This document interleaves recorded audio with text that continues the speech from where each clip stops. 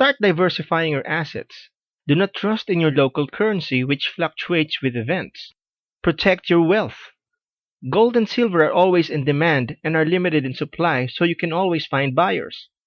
Always scout around for desperate buyers who are trying to liquidate their gold and silver for currency. They are your best people to target when you are buying gold. You can even offer low ball offers and see who will take the bait. Like attracts like. So the more wealth you store away, the more you are likely to attract. Besides, keeping it as precious metals is a form of saving. You are not tempted to spend your money. And remember that a penny saved is a penny earned. There you have it. Be sure to invest wisely.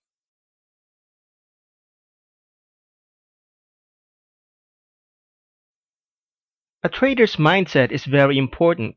Psychology is infinitely more important than how much you have to invest. A trader with little money but strong psychology is infinitely better than a trader with a weak mind and lots of money. Why is that? Because a person with a proper mindset can double, triple, or quadruple their money, while a person with a poor psychology can lose it all overnight. The key is to be detached with your money. It is better to trade with money that you can spare rather than money you depend on, life or death money. Can you hold a trade? What happens when the price takes a plunge?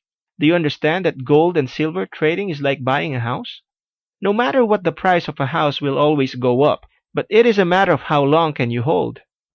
Above all, remember not to rely on gold and silver trading as your only source of income.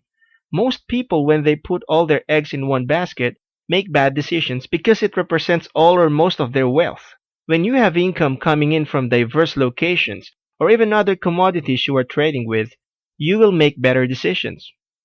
Knowing when to exit is critical as well. If you feel that you have earned enough, it's better to cut the trade and invest it in another commodity. Likewise, it is okay to cut your losses and invest elsewhere. Next, we will look at why you should invest in gold and silver now.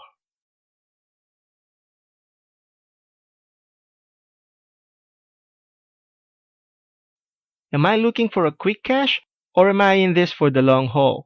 Are the metals I'm buying genuine, real, authentic? Are you buying at a low or at high? Are you buying paper metals or real bullion? Have I diversified my portfolios enough? Don't put all your investments in one basket.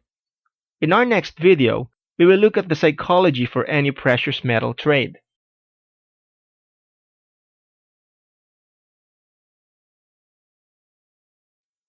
Advantages.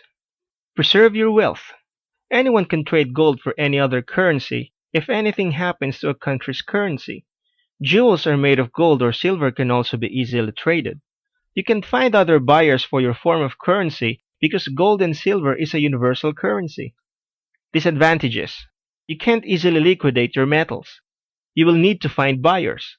The spread can be high. In other words, you will pay a lot of commission to gold and silver sellers. It is a defensive strategy. Even if you gain money through gold, your currency devalues. You do not earn interest from the bank.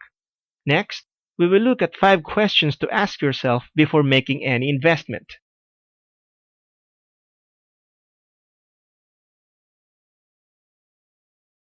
In 1971, President Nixon severed the US dollar's ties with the gold system.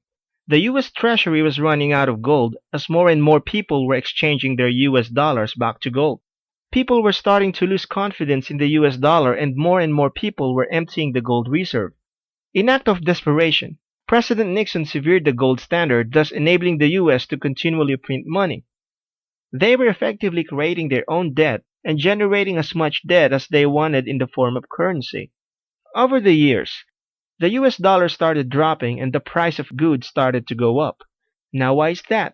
It is because the US dollar is continually losing its value to the point that, compared to 40 years ago, the US dollar is only worth a fraction of what it used to be. Because currency starts to lose its value, especially with the whole world's currencies, hedged against the US dollar, the price of gold and silver starts rising at an astronomical rate. The demand for gold and silver starts increasing, and the increased demand for it spikes up the price even more. In our next video, we will look at the advantages and disadvantages of investing in gold and silver.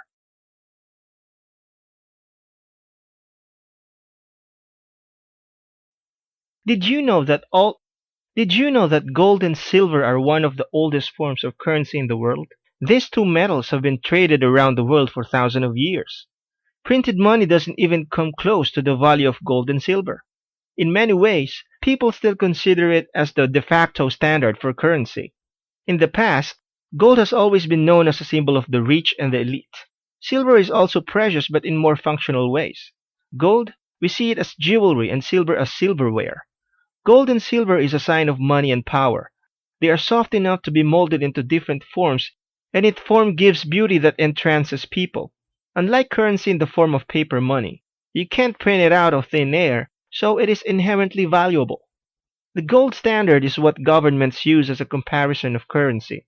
When a government is using the gold standard, it means that they are basing their currency and valuations on a worth equal to an amount in precious metals, namely gold and silver. The United States used to use the gold standard. In our next video, we will look at why the price of gold and silver is rising.